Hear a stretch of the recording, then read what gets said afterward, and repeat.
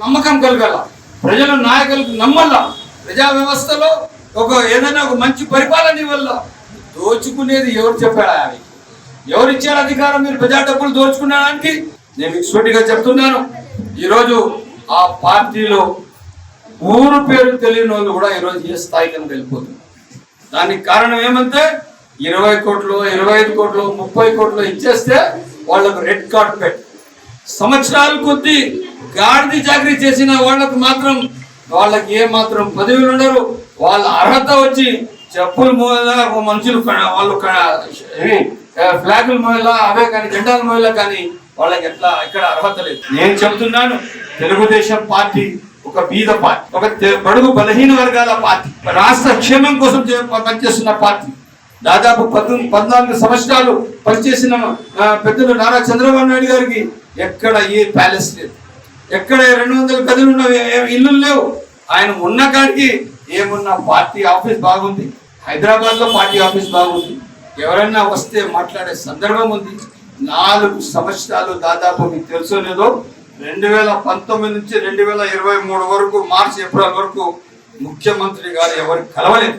ఎవరైనా కానీ CM relief fund కోసం పోతే అక్కడ సజ్జల రామకృష్ణారెడ్డి అక్కడ ఉండాలి, ఆయనకి ఇచ్చేస్తే ఆయనే మొత్తం చూసుకుంటారని చెప్పిన చరిత్ర సిగ్గుచేటు. నేను దాదాపు ఎమ్మెల్యేగా ఉండి పెద్దలు రాజశేఖర రెడ్డి గారు చూశాను, పెద్దలు రోషయ్య గారు చూశాను, కిరణ్ కుమార్ రెడ్డి గారు చూశాను. ఎక్కడ కూడా కానీ ప్రతిరోజు తెల్లవారి 8 గంటల నుంచి రాత్రి 9 గంటల వరకు సకాలంలో సీఎంఓ జరుగుతూ అన్ని సెక్రటరీలు ఉంటూ అదే విధంగా ఏ మనిషికి ఏ అవసరం పడితే కూడా తక్షణం ముఖ్యమంత్రికి కలిసే సందర్భం ఉంది, ప్రజల కోసం కలిసే సందర్భం ఉంది. పెద్దలు చంద్రబాబు నాయుడు గారు ఉన్నారు, 14.5 సంవత్సరం ముఖ్యమంత్రి ఉంటే 14.5 సంవత్సరం కూడా నిరంతరంగా తెల్లవారు నుంచి సాయంత్రం వరకు సీఎం అంటే చీఫ్ మినిస్టర్ ఆఫీస్ నడిపిన మనిషి ఎవరైనా ఉండాలంటే పెద్దలు చంద్రబాబు నాయుడు. ఈరోజు నారా లోకేష్ గారు ఉన్నారు. నారా లోకేష్ గారు 4000 కిలోమీటర్లు ఎవరి కోసం నడిచారు? మీకోసం నడిచారు, మీ సంక్షేమం కోసం కూడా నడిచారు, మీ సమస్యలపై నడిచారు, మీ ఏవే అవసరం ఉందో దానిపైన చూసుకొని నడిచారు. అందుకోసం నేను సరళంగా తెలియజేస్తున్నాను, మదనపల్లిలో దాదాపు 10,000 మంది పైచులకు తెలుగుదేశం పార్టీలో చేరబోతున్నారు. ఇటువంటి నాయకులు ఎవరైతే ఉన్నారో వీళ్ళందరూ తెలుసుకున్నారు. ఈ రోజు ఎట్టి పరిస్థితిలో ఈ వైఎస్ఆర్ పార్టీతో తెగేది ఏమీ లేదు.